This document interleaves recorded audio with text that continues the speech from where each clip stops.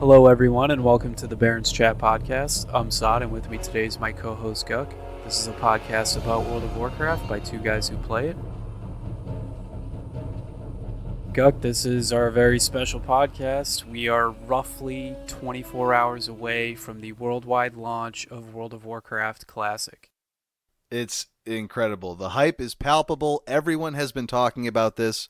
Our last week episode, we already kind of talked about why we're so excited for Classic, but the fact that literally tomorrow, that we're recording this on Sunday, and tomorrow we will be signing in, we will go to our starting zones and actually begin the Classic process. It's kind of crazy. Yeah, it's like this last 2 weeks for me has been so brutal because I just want to play WoW Classic, and playing any other game just depresses me right now. So I haven't even logged into retail all week. Yeah, same. We talked about last week. We talked about the classic waiting room mentality, and it has never been as bad as it was this week.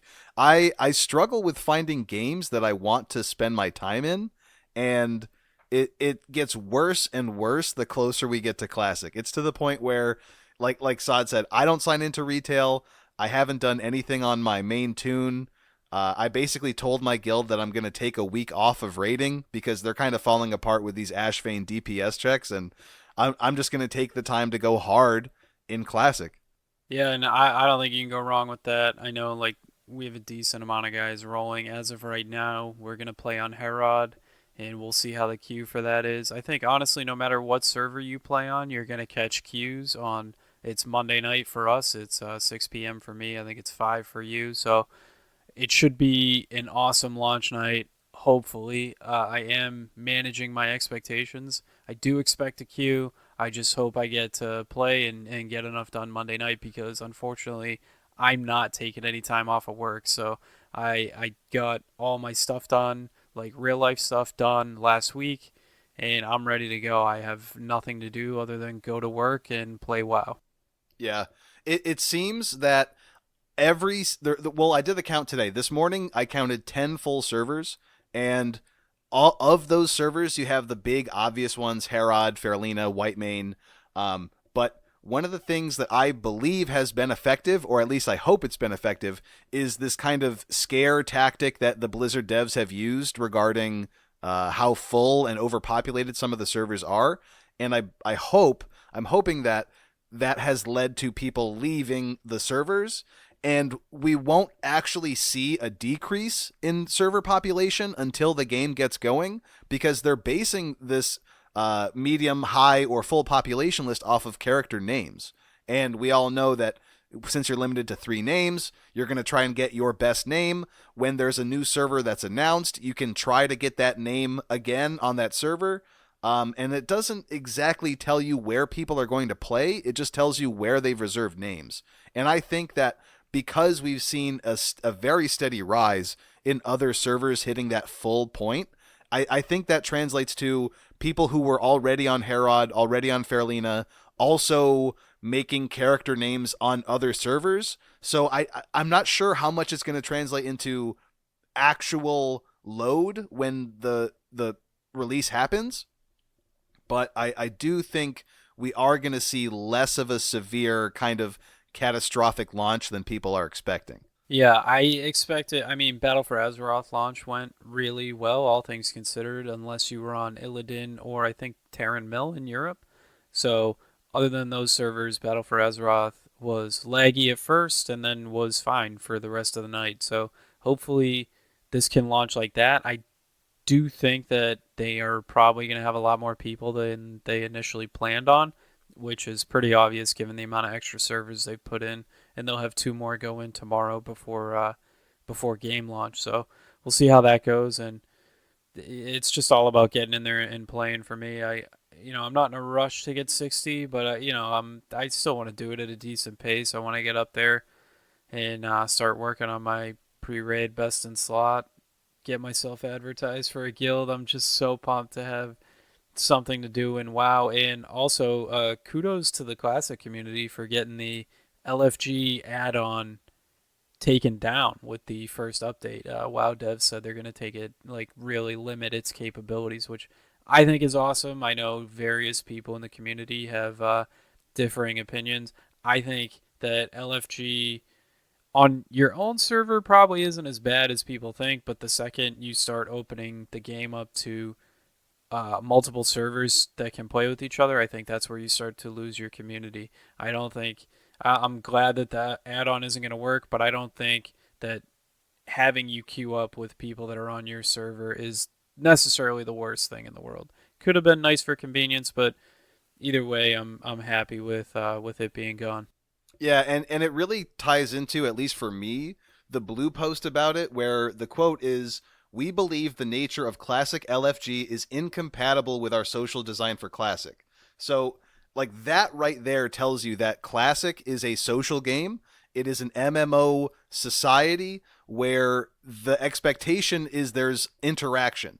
And if you've seen the clips of how LFG works, the classic LFG add-on, someone can list for a group, they name the group, they can take their hands off of the keyboard, and invites will get sent out. They'll get put into a group. It's an automatic process that takes out one of the layers of sociality that makes this game desirable. Like the fact that this game has society, there are consequences to your actions. The community can recognize your benefit or your cost, and all of those things weigh into your experience. That is so tied into the classic experience that we got a blue post about an add-on. Like I think that is huge, and I'm very excited for that part of the game. Yeah, and I think it'll be a wake-up call for a lot of people. Like, there's consequences for your actions if you're not if you're a dick in a group or you ninja loot something that you shouldn't have ninja looted. There like you could get blacklisted real quick and you could find yourself looking for a new server. I think that might get lost on a lot of the younger players that never played it back in the day, and it's something a lot of the older players like myself and you, even though you didn't play back then, you're a more mature player. So I think it's something that might get lost on a lot of the younger members of the community.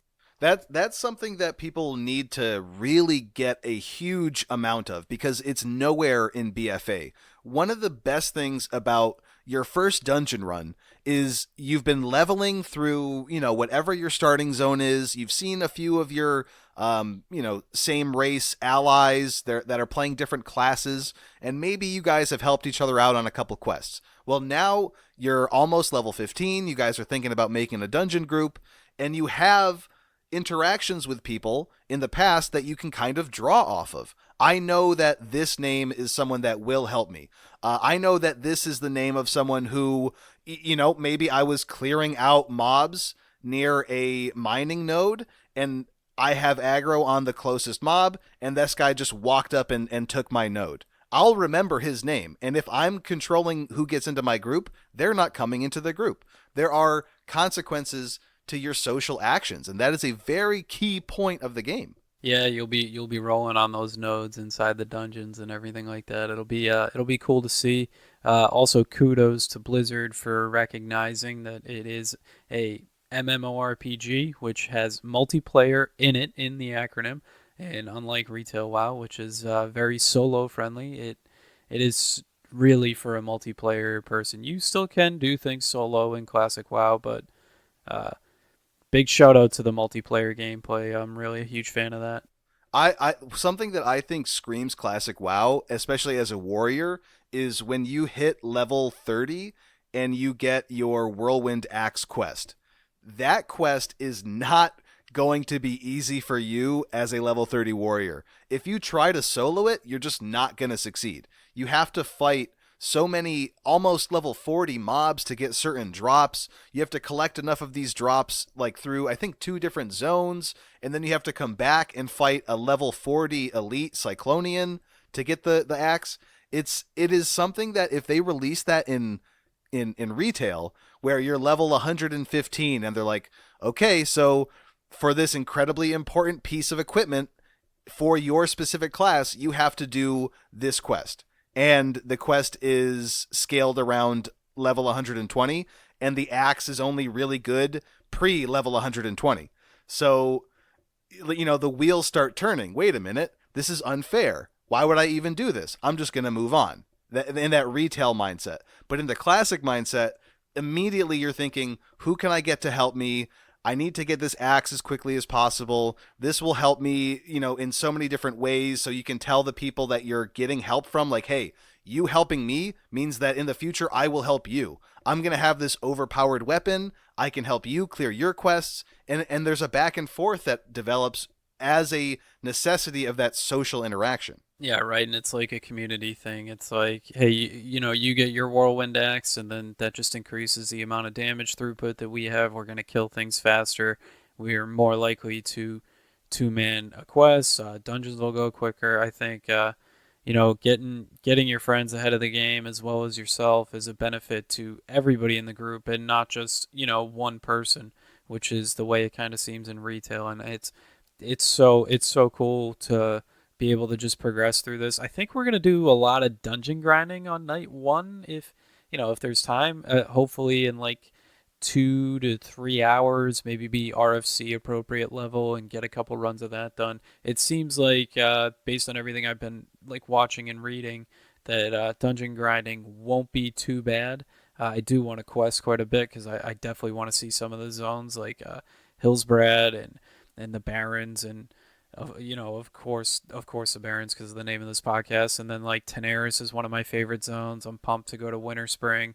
I'm just so hyped to see all these zones just thriving again and just loaded with people that are all just trying to recapture this awesome experience that this game has. And it won't be, everybody knows what to do, so it's not going to be quite like it was in Classic, but it's going to be awesome in the sense that, like, there's always something to do on your characters, and you don't have to go out and just grind world quests and get your rep and grind AP. It like the game's kind of free, and I think even the PvP aspect of Classic, while maybe the honor system isn't perfect, but PvPing in Classic I think is way better compared to what it is in retail and what it has been in retail in a long time.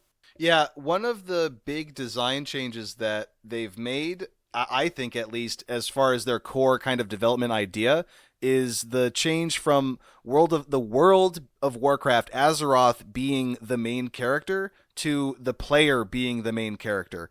And in retail, the character is obviously the main character. You've gone on to fight Sargeras, you've fought Titans, you've sealed Titans, you've done such incredible stuff that it's obvious that you're the main character.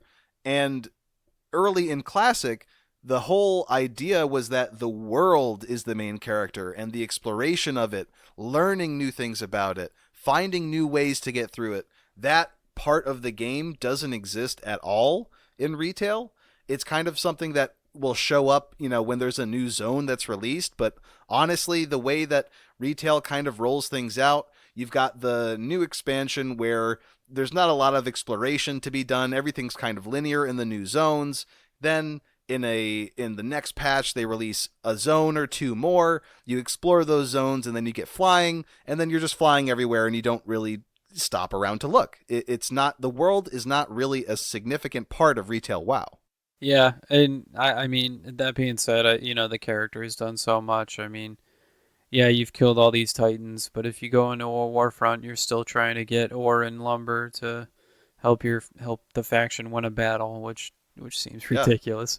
Yeah, you can still go toe to toe with a Naga and die to just some random Myrmidon. Like, meanwhile, me and my boys literally just sealed Sargeras on Argus. Like, what, the scope and the scale of things doesn't fit because of how far we've gone.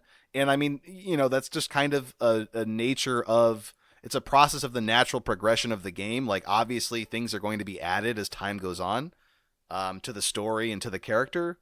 So just going back to the classic idea takes your character down quite a few pegs. You're basically just a random guy that picks up a weapon and decides, hey, I'm going to fight for the Horde or for the Alliance. And you get to do that journey. It's like an actual RPG game where you start off as someone who sucks and you end as just like the actual end game character that you want to be, and the value that's added from the time that you've put into it is so much greater. Yeah, so now, I mean, you've experienced a launch event before, and I've experienced, I think, two in my time. what tomorrow night, as you know, your first time logging into WoW Classic, what are you most looking forward to in like your first week, like your first reset of Classic?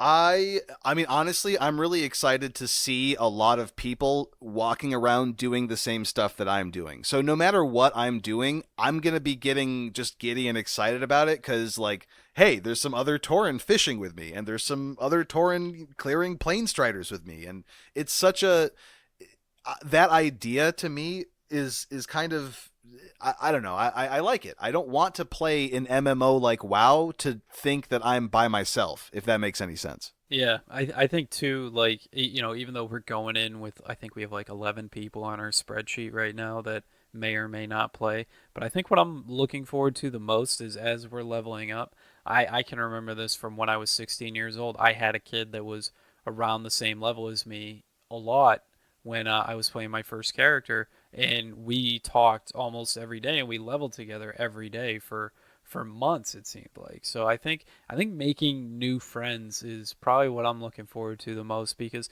you know there's going to be quests where you need help, or you're going to see a guy there that's killing the same stuff you need to kill. So you know it probably behooves you to maybe invite him to a party, send him a tell, ask him for some help.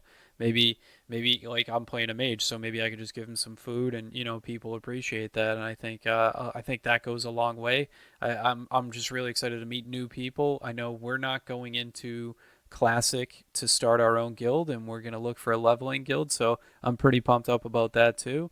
And we'll see. I mean, we'll see how it goes. Maybe if they all get 60 around the same time, we'll raid with that guild. So I think there's a lot of excitement to be had in the first couple weeks, and I'm definitely pumped up for it. What do you think? Like in the future, like maybe after phase one, what are you looking forward to the most? Oh man, so for the first phase, my goal is to have my main tune and my alt level 60, because phase 2 begins and all of the world PvP is going to go crazy haywire. I want to make sure after the first week that we're in a good enough guild that we can, comfortably level through our 40 to 60 stuff, because that's when it really gets kind of grindy in my opinion. And yeah, I kind of agree with you, Sod. If we do get to 60 with a group of people that we were leveling with, I wouldn't mind hopping into raids with them, and getting that kind of sorted out during phase one. I think having at least knowing what raid environment or what kind of raid environment we want to be in for phase one, I think that's going to be really important. And then once phase two starts, my alt, who I plan on using my rogue as my main alt. I'm kind of an altaholic, so we'll see what happens. Not as bad as you, Sod. I mean, you are going to go crazy probably with your alts, but I would like in phase two to spend a little more time with my rogue, because I'm guessing through phase one I'll have rated enough on my Tauren to get some solid gear, and then I want to start doing some more PvP phase two on my rogue. Yeah, I think that's awesome. I'm really looking forward to the battlegrounds, especially AV, which is one of my favorite places in Classic. I'm really pumped about that. I'm definitely not going to go as crazy on the alts in Classic as I did in retail, because it takes a lot longer to level. But I am going to have a Tauren Warrior as my main alt. So we'll see how long it takes me to get that 60. Obviously, it's not going to be my main priority. I'm going to have to do things like get my epic mount and, grind rep, get my main keyed, and but I am going to, I would assume I'll probably start my alt before my main is 60. I probably won't go too crazy with it, but like just to kind of break up the monotony of, what is the 40s to the 60s. There are a lot of cool zones at those levels, so Yeah, that can break up the monotony going into those cool newer zones. You mentioned your epic mount. What are your gold making plans for phase one? honestly, so my game plan is to have tailoring as soon as possible. Like find the tailoring trainer. I think there's one in Senjin. Honestly, I haven't looked, so I have to check.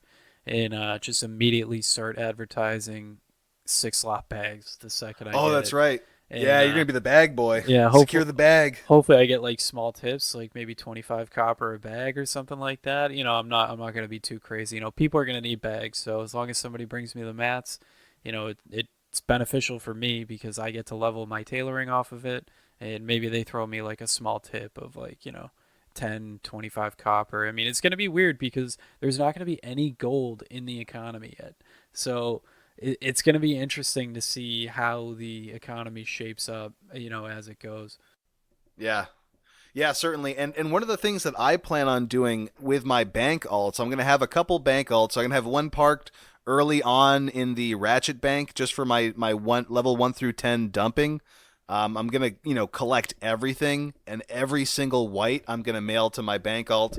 And then once I get one in org, what I'm going to do is just play the fuck out of the auction house and try to play into the fact that everyone's leveling their professions, and there are certain things that are very, very good to level up your professions. So what I'm thinking of mostly is alchemy, and there are specific potions that are, maybe they're made from less rare herbs, some common herbs, or something that, there's like a high density of these herbs in certain zones.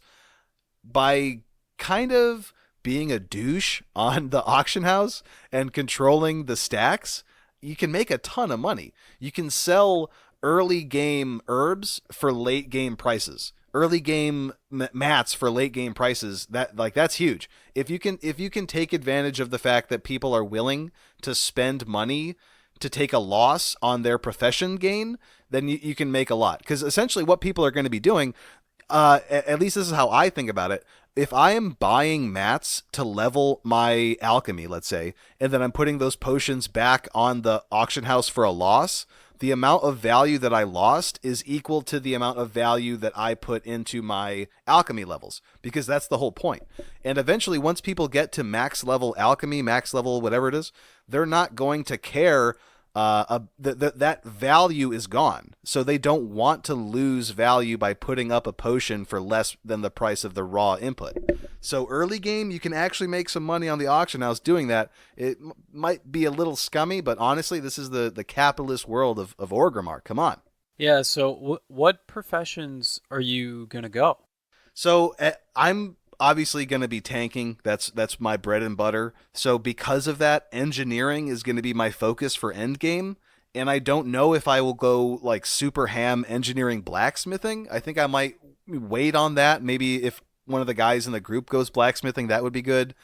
But my start for money, I'm going to do skinning mining. And the goal is to just skin and mine everything purely for money, and maybe around 30 or 40 swap skinning for engineering, start leveling engineering, and then eventually, if I really feel comfortable with my money and my money flow, usually that'll be through alts. I'll probably get like a druid that's an alchemist herbalist, and then might end up dropping mining for blacksmithing on the Torrens so that it's an engineer blacksmith. But that's strictly for end game stuff. That's not really something I'm worried about yet. My focus is going to be skinning and mining, getting my money. Yeah, yeah, get that epic mount. I mean, that's huge, especially when you hit like AQ and ZG and you can mount inside the raids. That's enormous. Yeah, I'm just gonna go tailoring and enchanting. I know engineering is the best for as far as endgame content goes, and I'm just I'm not that hardcore of a raider that I'm gonna grind engineering up and farm all those consumables. I mean, would I like to clear all the content? Yes, but not gonna go too nuts on the engineering. It's really not my thing. So I mean, it is what it is. Grind the mage up to 40, maybe sell some ports, get some gold. It is gonna be weird seeing how the economy shakes up because your strategy is so different from mine. Because I was planning on just holding on to everything that I farm and maybe selling it in a couple months when the economy shakes up because there's not going to be that much gold out there. So I was just assuming that there wouldn't be that much gold to get in the auction house, and things would be selling super low, and the prices are only going to go up as there's more gold in the economy. But I Yeah, mean, that who and that's knows? totally true. What I mean to say when I'm playing the auction house, I'm not going to do that until after we've been dungeon cleaving a little bit. Yeah, So because at that point people will have kind of quest gold. They'll have sold some stuff of their own on the auction house if they've gotten lucky with BOEs or whatever it is. I'm not going to do that immediately. I will be doing kind of what you're doing, Sod, for the first like 15 plus levels, maybe, is just hoarding, sending all of my whites to a bank alt and vendoring all of my grays. But yeah, I do plan on playing the market early to take advantage of the value that people put into their profession levels. Yeah, it's a smart idea. I mean, maybe your profit margins won't be huge, but if you make a lot of small profits, then you're really, you're doing well. I mean, Walmart made $1 billion doing that, so Yeah, exactly. Yeah, selling cheap shit. yeah, nothing wrong with that. I am.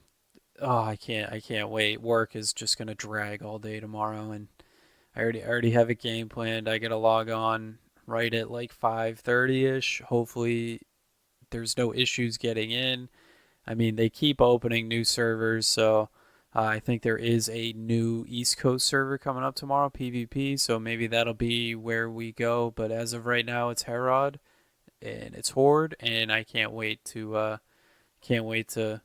duke it out with the Alliance in Hillsbrad and Ashenvale probably on like Wednesday, Tuesday or Wednesday. We'll be out there in those PvP zones fighting over everything. All right. Any closing thoughts from you? No. I think I'm all set. Oh, you and I are both streaming the launch event as well. Yes, yeah, we have decided that if we are going to be playing Classic WoW, chances are we'll be streaming it. If you guys are listening to this on Podbean, you can go ahead and click on our Twitch/YouTube tab up at the top, or you can click on the links to the side. On our right sidebar, you can see my Twitch, Sod's Twitch, our YouTube, our blogs. If you're listening to this on YouTube, definitely go over to Podbean. The website is barrenschat.podbean.com. We will be uploading on Podbean at least a day before YouTube. So if you want to get access to Barrens Chat content a little bit early, it's going to be hosted up there. Yep, and also we should be on iTunes soon, I think this week. Awesome. Yeah, stay tuned for all that stuff, guys. Thanks for listening, and we'll see you next time.